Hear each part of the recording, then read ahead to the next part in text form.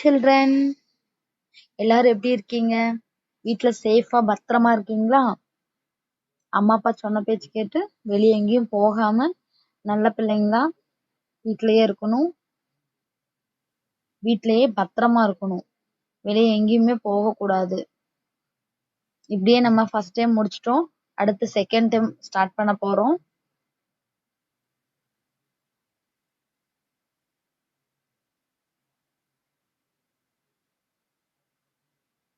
ரொம்ப நாளைக்கு அப்புறம் உங்க எல்லாத்தையும் பார்க்கறதுல ரொம்ப சந்தோஷம். கிளாஸ் ஸ்டார்ட் பண்ணிக்கலாம். வகுப்பு தொடங்குறதுக்கு முன்னாடி ஒரு சிறிய வழிபாட்டு பாடல். கண்களை மூடிக்கொள்ளவும், நேராக அமர்ந்து. Children,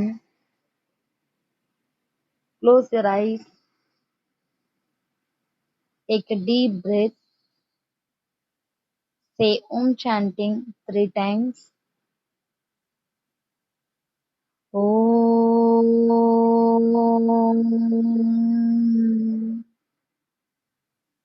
Again, take a deep breath. Om.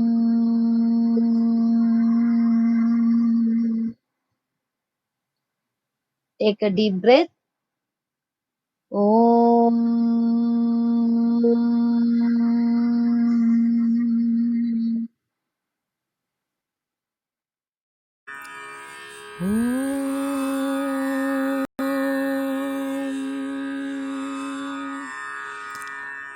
सहना भवतु सहनौ भुनक्तु सह वीर्यं करवावहै तेजस्विनावधीतमस्तु मा विद्विषावहै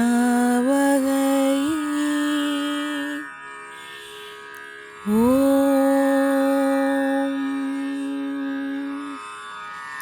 शान्ति शान्ति शान्तिः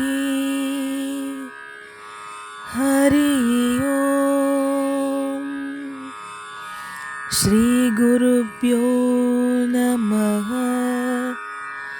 हरि ओम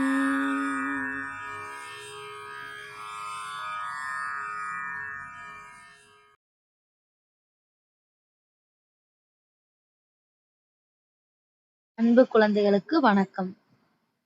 அன்பு குழந்தைகளே, முதலாவதாக எதனாலே பாடம் பார்த்தாச்சு. அந்த பாடலை எல்லாருமே பார்த்துட்டீங்க இல்லையா?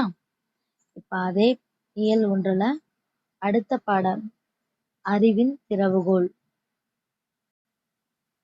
உரைநடை பகுதி அறிவின் திறவுகோல். இப்போ இந்த பாடத்தை நம்ம பார்க்க போறோம். இந்த பாடம் பார்க்கறதுக்கு முன்னாடி மனிதர்களுக்கு எப்படி அறிவு செயல்பட தொடங்கியது. அதாவது ஒரு மனிதன் முதல்ல என்ன பண்றான், எதை பார்த்தாலும் ஃபர்ஸ்ட் பயப்பட ஆரம்பிச்சான். அதுக்கப்புறம் எந்த வேலையை செய்யறது எந்த வேலையை செய்யக்கூடாதுங்கிற ஒரு தெளிவுக்கு வராம இருந்தான் இல்லையா? அதுக்கப்புறம் ஒரு மனிதன் என்ன பண்ணனான், கதிரவன் அதாவது சூரியன் வர்றதும் போறதுமா இருந்தது. காலையில் ஒளி வீசிக் கொண்டிருந்த கதிரவன் திடீரென மாலையில் மறைந்ததும் அவனது அறிவு விழித்துக் கொண்டது. அந்த கதிரவன் எங்கே போனான்? இப்படியே இருளாகத்தான் இருக்குமா என்று அவன் எண்ணிக்கொண்டிருக்க, மறுநாள் மீண்டும் கதிரவன் தோன்றினான். அப்போ அந்த இடத்துல அந்த மனிதனுக்கு அறிவு வேலை செய்ய தொடங்கியச்சு. அப்ப இருந்து அந்த மனிதனுக்கு என்ன பண்ணுச்சு, அறிவு வேலை செய்ய தொடங்கியது. இது போலதான் இந்த பாடத்துல அறிஞர்கள் தன்னுடைய அறிவால் கண்டுபிடிக்கப்பட்ட சில செயல்களை இந்த அறிவின் திறவுகோல் பாடத்துல நம்ம பார்க்கலாம். மனிதனின் அறிவு வேலை செய்ய தொடங்கியவுடன் மனிதர்களுக்கு என்ன தோன்றியது? வினா எழும்ப ஆரம்பித்தது. அதாவது ஏன், எதற்கு, எப்படி, அதெல்லாம் அதுக்கப்புறம் தான் யோசிக்க ஆரம்பிச்சாங்க.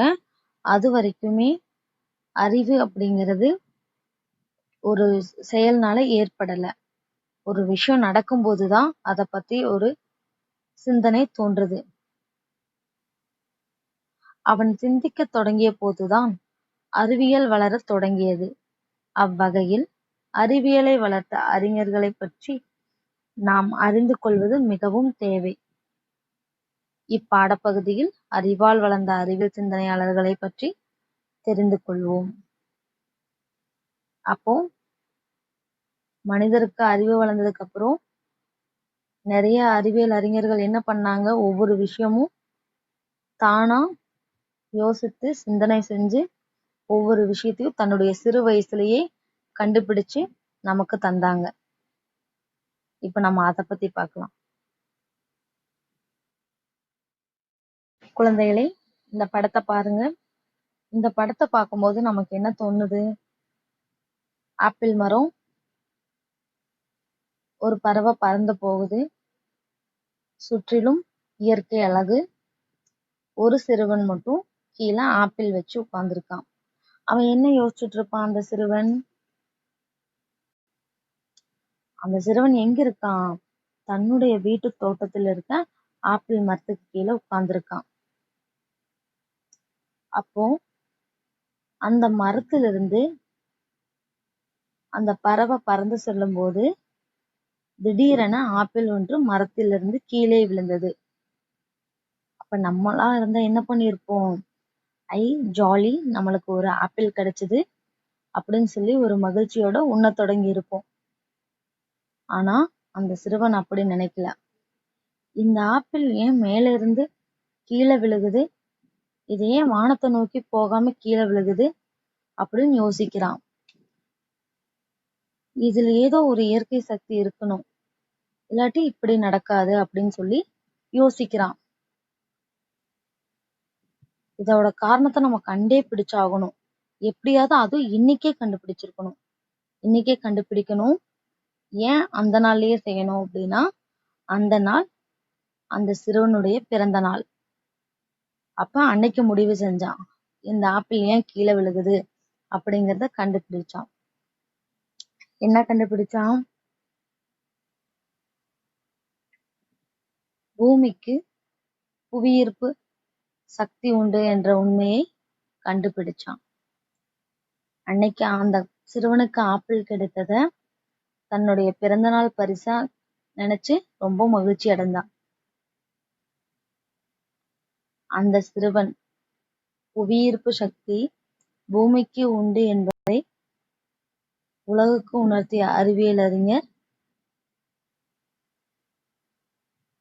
Sir Isaac Newton.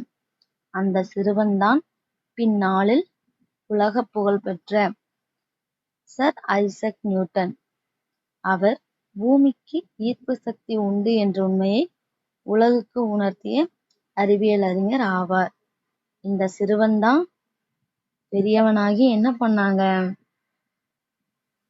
நம்மளுடைய பூமிக்கு ஒரு ஈர்ப்பு சக்தி இருக்கு, புவியீர்ப்பு சக்தி இருக்குன்னு அந்த உண்மைய மக்கள் எல்லாத்துக்கும் தெரிவிச்சாங்க. அவர் பேர் என்னது? Sir Isaac Newton.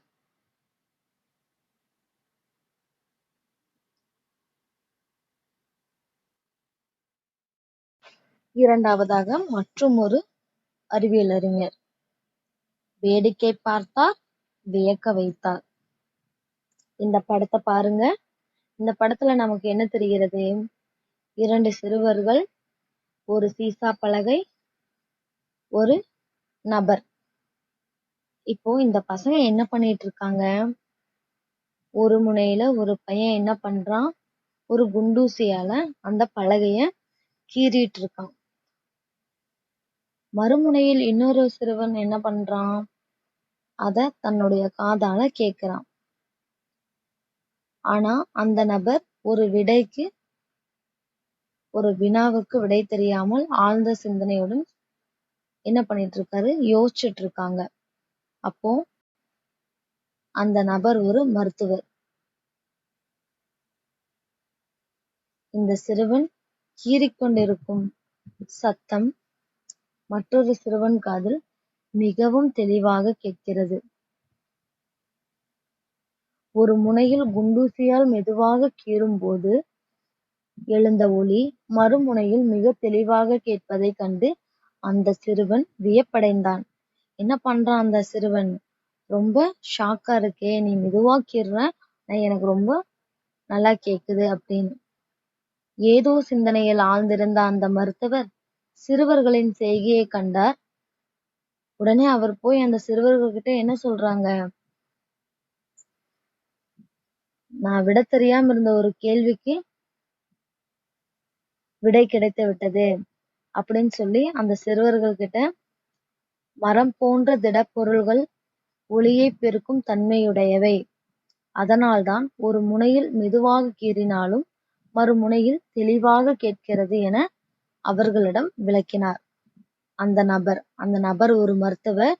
அவர் ஒரு வினாவுக்கு விடை தெரியாமல் யோசிச்சுட்டு இருந்தாங்க. அப்ப இந்த சிறுவர்கள் செய்யும் செயல் அவருக்கு ஒரு விடையே உருவாக்கி தந்துச்சு. உடனே அந்த விளக்கம் சிறுவர்களுக்கு மட்டுமல்ல, அவருக்கும் தான். உடனே அவர் என்ன பண்ணாரு, உடனே வேகமும் நடையுமா அவர் அவருடைய ஆஸ்பத்திரிக்கு அதாவது மருத்துவமனைக்கு போயிட்டாரு. அங்க போன உடனே ஒரு நோயாளி, அதாவது நோயாளியை நெருங்கினார். அந்த நோயாளியை பக்கத்துல அழைத்து என்ன பண்ணாரு, உடனே அங்க டேபிள்ல ஒரு பேப்பர் இருந்துச்சு. அந்த பேப்பரை ஒரு உருளை வடிவம் போல சுத்தி அந்த நோயாளியின்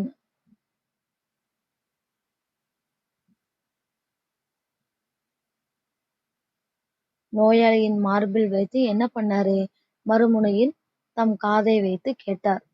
உடனே அந்த நோயாளியின் மார்பு துடிப்பு எப்படி இருந்துச்சு, ரொம்ப பக்கமா துடிக்கிற மாதிரி அவருடைய காதுக்கு ரொம்ப தெளிவா கேட்டுச்சு.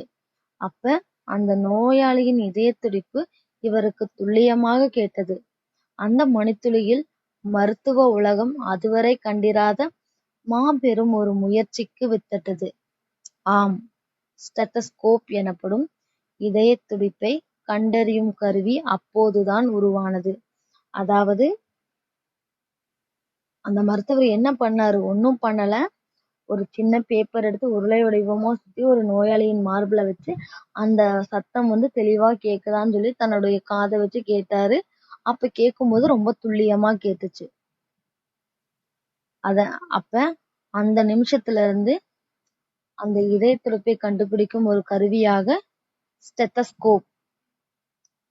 அதை கண்டுபிடித்தவர் வேறு யாருமல்ல, அந்த பூங்காவில் சிறுவர்களின் விளையாட்டிலிருந்து ஓர் உண்மையை கண்டுபிடித்தாரே, ஆம், அந்த மருத்துவர்தாம். அவர் பெயர் ரெனே லென்னக்.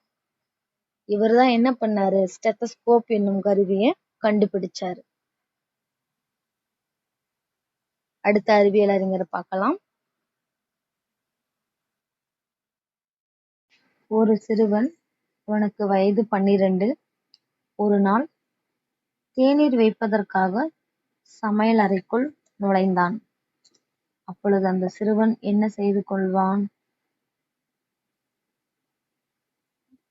ஒரு பாத்திரத்தில் நீர் கொதித்துக் கொண்டிருப்பதை பார்த்துக் கொண்டிருக்கிறான்.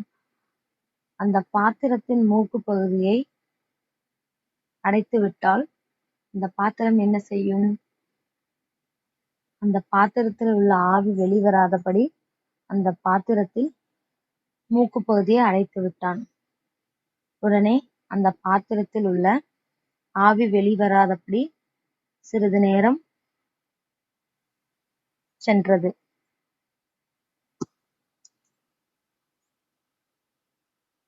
அதனால் சிறிது இடைவெளி ஏற்பட்டது. இப்போது நீராவி கொப்பளித்துக் கொண்டு வெளியேறியது. அந்த சிறுவன் பார்த்துக் கொண்டே நின்றான். மேலும் சிறிது நேரம் சென்றபின் அந்த பாத்திரத்தில் மூடி மேலெழும்பியது. அதாவது அந்த சிறுவன் அடைத்து வைத்த அந்த மூடி அந்த பாத்திரத்தின் உள் இருக்கும் ஆவியை மேலெழும்பத் தொடங்கியது. அந்த சிறுவனுக்கு வியப்பு மேலிட்டது. நீராவி வேகமாக வெளிவரத் தொடங்கியது. பிறகு அந்த மூக்கு பகுதியில் உள்ள மூடியை தள்ளிவிட்டு அந்த நீராவி மேலே சென்றது. அந்த சிறுவன் என்ன பண்றான், அந்த ஆவியை அடைத்து அந்த ஆவியை மேல போகாம அடைத்தா என்ன ஆகும், அடைச்சு பார்க்கலாம்னு சொல்லி அடைத்து பார்க்கறான். அடைத்தாலும் அந்த ஆவி புகையானது என்ன ஆகுது, மேல வருது. அந்த மூடியை தள்ளி விட்டுட்டு மேல வரும் பொழுது அந்த சிறுவனுக்கு வியப்பு மேலிட்டது. ரொம்ப வியப்பா பார்க்கறான். இந்த நீராவியும் புகையும் தான் அந்த சிறுவனை நீராவி என்ஜினையும் புகை வண்டியையும் கண்டுபிடிக்க தூண்டியது. அந்த சிறுவன்தான் ஸ்காட்லாந்து நாட்டில் பிறந்த ஜேம்ஸ் வாட். இந்த சிறுவன்தான் ஸ்காட்லாந்து நாட்டில் பிறந்த ஜேம்ஸ் வாட். அதாவது இவருதான் இந்த நீராவி இயந்திரங்கள் கண்டுபிடிக்க காரணமாக இருந்தார். தன்னுடைய சிறு வயதிலேயே இதை என்ன பண்ணாரு, பார்த்துட்டாரு. நல்லா மனசுல பதிய வச்சு என்ன பண்ணாரு, பெரியவனாகி அந்த ஆவியும் புகை வைத்தே நீராவி என்ஜினையும் புகை வண்டியும் கண்டுபிடிச்சார் ஜேம்ஸ் வாட். இவர்தான் நீராவி இயந்திரங்கள் கண்டுபிடிக்க காரணமாக இருந்தவர். அப்போ ஒவ்வொரு அறிவியல் அறிஞர்களும் ஒவ்வொரு செயல்னால தன்னுடைய சிந்தனையை தூண்டி ஒவ்வொரு விஷயத்த சொல்லியிருக்காங்க உலகிற்கு. அதாவது யாரோ கண்டுபிடிச்ச விஷயம் இல்ல, தானாக தன்னுடைய அறிவை வச்சு தன்னுடைய சிந்தனையை வைத்து இவங்க என்ன பண்ணனாங்க, ஒவ்வொரு ஒரு வினாவுக்கும் விடை கண்டுபிடிச்சிருக்காங்க. இவங்க கண்டுபிடிச்ச அந்த இயந்திரங்கள் தான் இன்னைக்கு நம்ம உலகிற்கு எல்லாருமே அதை பயன்படுத்திட்டு இருக்கோம். என்ன குழந்தைகளே, இந்த பாடப்பகுதி புரிஞ்சுதா? அவங்க எல்லாத்துக்குமே கண்டிப்பா புரிஞ்சிருக்கும்.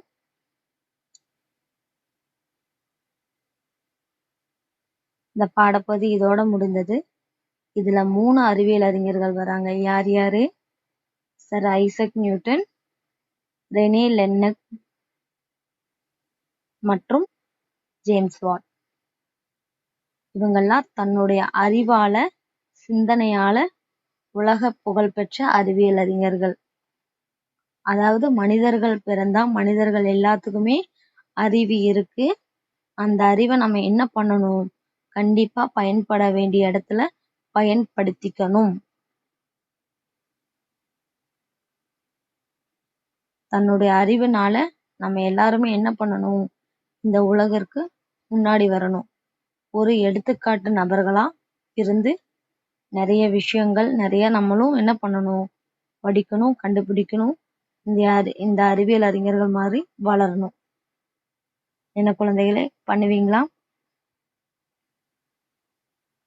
ஓகே சில்ட்ரன், இதோட இந்த கிளாஸ் முடிஞ்சது. இந்த பாடப்பகுதி முடிஞ்சது. இந்த பாடப்பகுதியில் உள்ள வினாக்கள் பின்வருமாறு.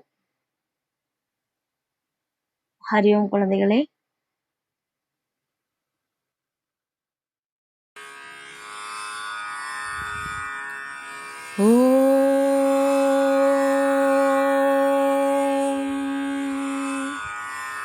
பூர்ணமத பூர்ணமிதம்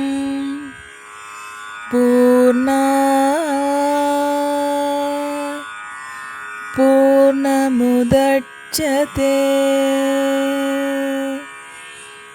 பூர்ணஸ்ய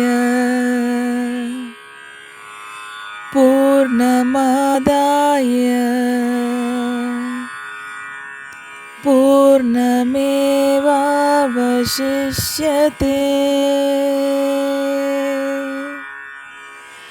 ஓம்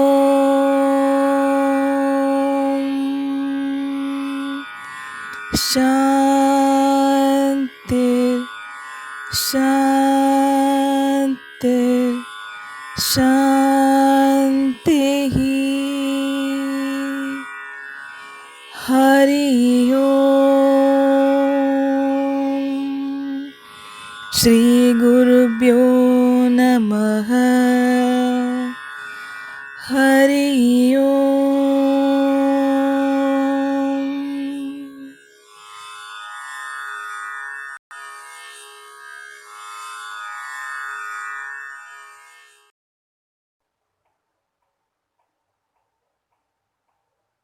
eye exercise benefit கண்களில் லென்ஸ் வடிவம் சீராகின்றன. கண்களை சுற்றியுள்ள தசைகள் சீராகின்றன.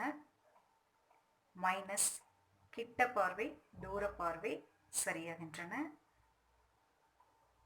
ஐ பெயின் கண் எரிச்சல் வராமலும் சரியாகின்றன. மாணவர்கள் இதை தொடர்ந்து செய்து வந்தால் ஸ்பெக்ஸ் போட வேண்டிய அவசியமில்லை.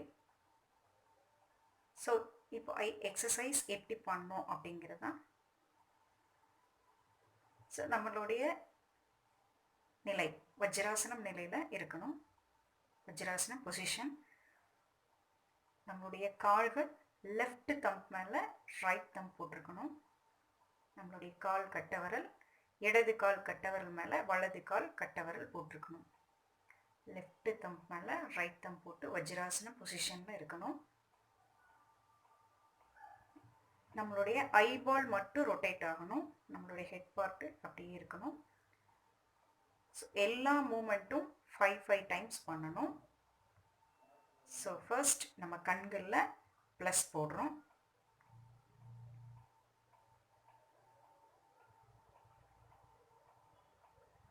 Starting right side first move பண்ணுறோம். Right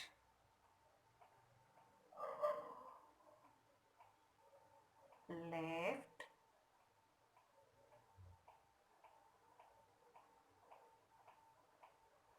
five times.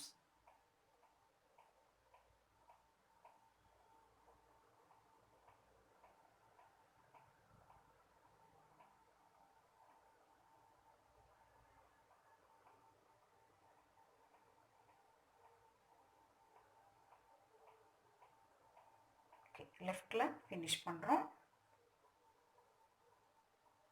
Up,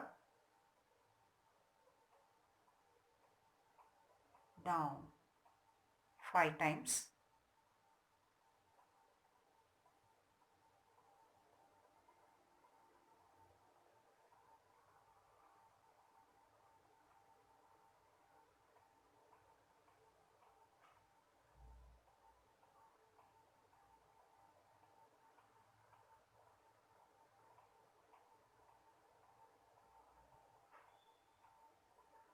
இப்போ கண்களில் ப்ளஸ் போட்டிருக்கோம். இப்போ நம்ம இன்ட்டு போடணும். கண்களில் லெஃப்ட் தைஸில் எல்போவில் வச்சுருக்கோம். 5 times. Up, down.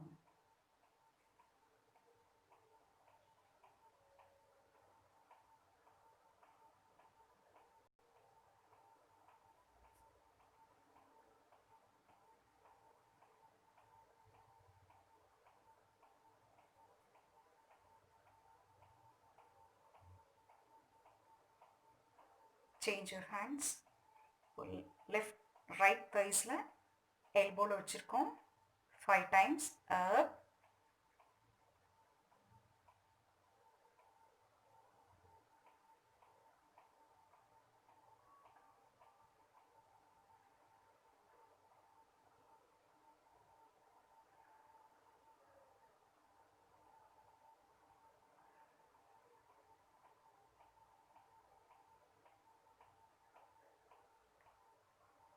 இப்போ சர்க்கிள் கிளாக் வைஸில் 5 டைம்ஸ் லெஃப்ட் தைஸில் வச்சுருக்கோம்.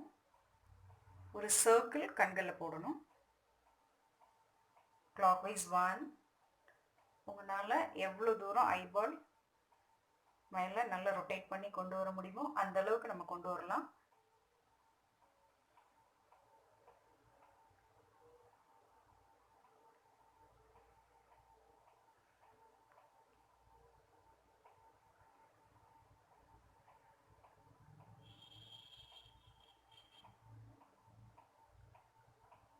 ஆன்டி கிளாக் வைஸ் இப்போ ரைட் தைஸில் வச்சுருக்கோம் 5 டைம்ஸ்.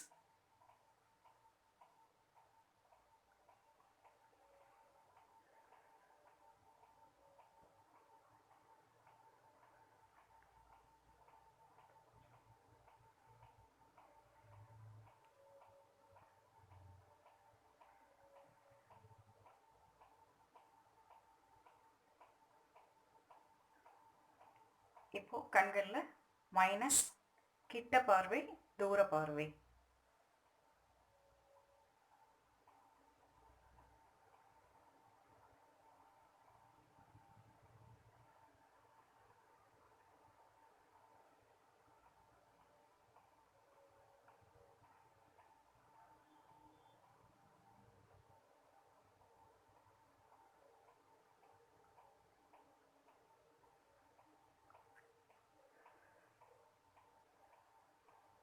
இப்போ ஐபால் ரெஸ்ட் கொடுக்குறோம்.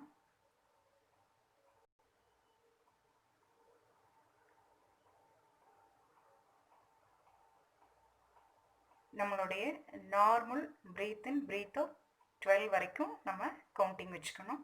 அது வரைக்கும் ஐபால் ரெஸ்ட்டு.